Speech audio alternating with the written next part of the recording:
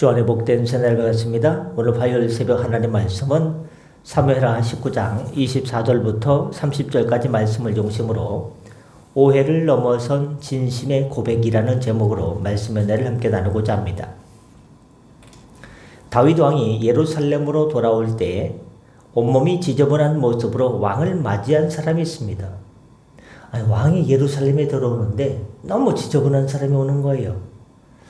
바로 요나단의 아들 무비보셋이었습니다. 그는 다윗이 피난을 떠난 날부터 돌아오는 날까지 발을 씻지도 않고요. 수염도 깎지도 않으며 왕의 고난에 함께 도망가지 못했지만 자기가 있는 자리에서 발도 안 씻고 수염도 안 깎고 너저분한 모습으로 왕의 고난에 자기의 그런 모습으로 동참했습니다. 참 대단한 것 같아요. 무비보셋이. 다윗은 그를 보자마자 물었습니다. 무비보셋아, 어찌하여 나와 함께 가지 아니하였느냐? 사실 다윗은 무비보셋의 종 시바로부터 무비보셋이요 왕권을 누리고 배신했습니다 라고 거짓 보고를 했거든요.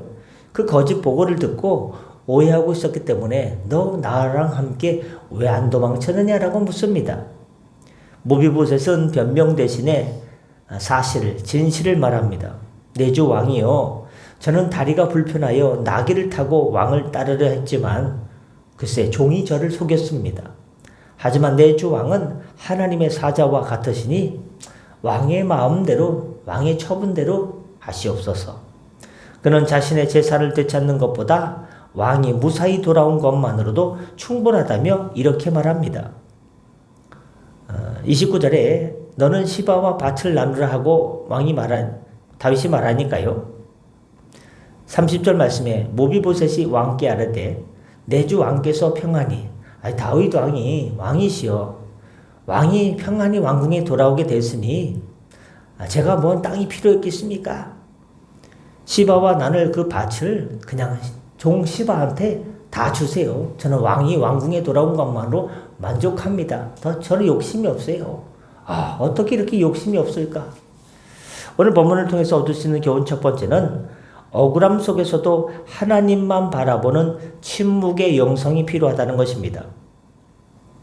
무비보셋은 시바의 모함으로 배신자라는 누명을 썼지만 왕을 원망하거나 시바와 격렬하게 싸우지 않았습니다. 오직 왕이 돌아오기만을 기다리며 자신의 슬픔을 외모로 나타냈을 뿐입니다. 수염을 깎지 않았죠? 우리도 억울한 일을 당할 때 사람을 상대하기보다는 이렇게 저렇게 변명을 하기보다는 진실을 밝혀주신 하나님 앞에 먼저 머물러 있어야 됩니다. 성경 속에 그런 인물이 누가 있을까요? 요셉이죠. 요셉은 보디발의 장군의 아내에게 누명을 뒤집어 쓰고 감옥에 갇혔습니다. 그는 자신의 결백을 주장하며 감옥을 부수려 하지 않았고 하나님이 정하신 때까지 묵묵히 요셉은 감옥에서 그 기나긴 시간을 견뎌야만 했습니다. 결국 하나님께서는 가장 적절한 때에 그의 진실을, 요셉이 죄를 범하지 않았다는 그 진실을 세상에 드러내 주셨던 것입니다. 두 번째 얻을 수 있는 교훈은 소유보다 관계를 귀히 여기는 자족의 마음이 우리에게 필요하다는 것입니다. 다윗이 종 시바와 함께 땅을 절반씩 나누라고 판결했을 때 무비보셋은요, 땅에 미련을 두지 않았습니다. 땅에 욕심을 두지 않았습니다. 그에게 중요한 것은 재산이 아니라 왕이 돌아온 것만으로 감사하고 만족하는 마음, 즉 그에게 중요한 것은 재산이 아니라 다윗 왕과의 관계였던 것입니다. 성도의 기쁨은 세상의 소유가 늘어나는 것이 아니라 우리 주님이 내 삶의 주인으로 다시 좌정하시는 것에 있어야 됩니다. 하나님, 세상의 소유가 없어도 갖고 있는 게 좀 줄어들지라도 또는 많이 줄어들지라도 하나님 한 분이면 족합니다. 그런 마음의 자세, 사도 바울 같은 자족하는 마음이 있으면 그게 최고라 이겁니다. 기독교 고전 중에 토마스 아켄퍼스의 그리스도를 본받아라는 책에서 저자는 세상의 위로를 버리고 하나님의 위로를 구하라 라고 권면하고 있습니다.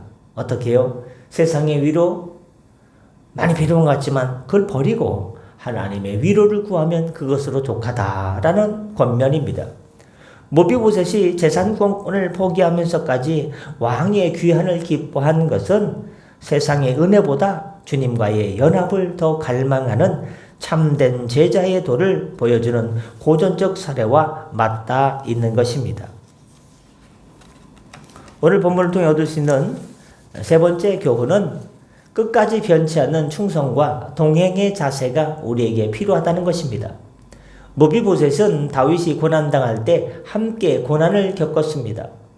왕이 도망을 쳤는데 아들의 난을 피해서 도망을 쳤는데 내가 무슨 수염을 깎으랴? 수염도 깎지 않고 내가 무슨 발을 씻으랴? 얼마나 꿉꿉했겠어요. 발을 안 씻으니까. 근데 발도 안 씻었어요. 왕이 돌아올 때까지 나는 꾸미지는 아니라 맵시를 내지 않으리라. 왕이 광야에 고생할 때 자신도 꾸미기를 포기하고 슬픔에 동참했습니다. 여러분, 잘 될 때만 곁에 있는 것이 아니라 어려울 때 함께 하는 것이 진짜 사랑입니다. 주님 가신 고난의 길을 기꺼이 함께 걷는 충성이 우리에게 필요합니다. 현대소설 중에 엔도 슈자쿠의 침묵 작품 속에 주인공 로드리게스 신부는 배교의 강요 앞에서 고뇌하지만 너가 있는 예수님을 배신해라. 예수님의 그림이 그려져 있는 그 액자를 밟고 지나가라. 그럼 살려주겠다. 배교의 강요 앞에서 고뇌하지만 결국 고난받는 민중들과 끝까지 함께하며 그들의 아픔 속에서 주님을 배반하지 않고 바로 그런 배반하지 않는 믿음으로 그 아픔 속에서 침묵하시는 하나님의 음성을 듣습니다. 화려한 승리가 아니라 낮은 곳에서 고통받는 이들과 끝까지 자리를 지키는 것이 현대 사회에서 우리가 바로 지켜야 될 진정한 충성인 것입니다. 말씀 마치고자 합니다. 모비보셋은 누명과 지체, 장애라는 한계를 안고 있었지만 왜요? 급하게 유모가 안고 뛰다가 떨어뜨려가지고 발을 절게 됐어요. 그래가지고 임금님 왕이 도망갈 때 자기도 나귀를 타고 도망가려고 했는데 종 시바가 그렇게 자기를 속여가지고 못 가게 됐어요. 여러 가지 한계를 안고 있었지만 그 마음만은 누구보다 왕을 향해 뜨거웠습니다. 그는 보상을 바라지도 않았고 오직 왕의 평안만을 안위만을 구했습니다. 우리 역시 세상의 보상이나 오해를 풀려는 혈기보다는 주님 한 분만으로 무화과 나무에 열매가 없으며 밭에 열매가 없으며 포도나무에 열매가 없어도 나는 주님 한 분만으로 하나님 한 분만으로 만족합니다. 나는 그 믿음으로 주님과 동행하는 멋진 삶을 아름다운 삶을 살아가는 복된 성도의 삶을 살아가시기를 우리 구 예수님의 이름으로 간절히 축원합니다. 기도하겠습니다. 살아계신 하나님 아버지, 모비보셋처럼 세상의 소유보다 주님과의 관계를 더 소중히 여기는 순전한 마음을 우리에게 허락하여 주옵소서. 사람들의 오해와 억울함 속에서도 묵묵히 주님의 뜻을 기다리며 주님께서 다시 오실 날을 사모하며 오늘 살아가는 신실한 주의 자녀들 되게 하여 주옵소서. 감사드리며 이 모든 말씀 우리 구주 예수 그리스도의 이름으로 간절히 기도드려 싸움나이다. 아멘. 다 같이 자로 기도하시고 편하게 들어가시겠습니다.